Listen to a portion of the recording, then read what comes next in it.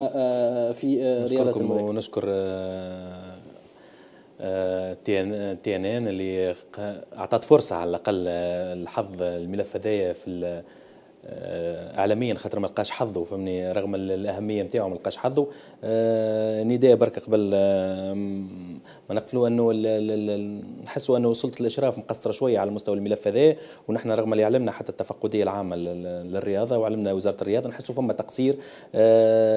قاعدة هكا ترن في وذني كلمه ولو قالها رئيس الجامعه، هو احد الزملاء نتاعنا قال له انا داخل المعركه والمعركه هذه داخلها برجال.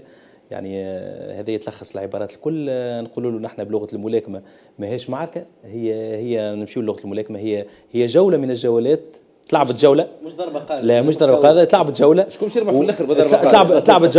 تلعبت جولة مازالوا برشا جولات. ما في حاجة اللي يطلب نسكره وتحسين المستوى يعاقب، يعتبر يعتبر الشرعية الارتقاء من درجة لدرجة، حق من حقوق كل عامين.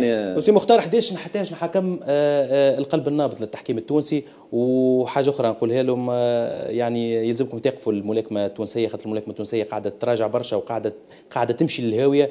الملاكمة التونسية عشناها الكل بلحظاتها وأحزانها ونحبوها، الناس الكل تقف معها. ونقول له تلعبت جولة واحدة، مازالوا 3 جولات ولا جولتين، إن شاء الله يكون الفيصل هو. وعلى ذكر كلمة بركة، الملف أحلناه المحكمة الإدارية واضح. والمحكمة الإدارية إن شاء الله باش تنصفنا، خاطر ما ضاع حق وراه طالب. شكرا لك حلمي ساسي. نمشيو راي الجماهير.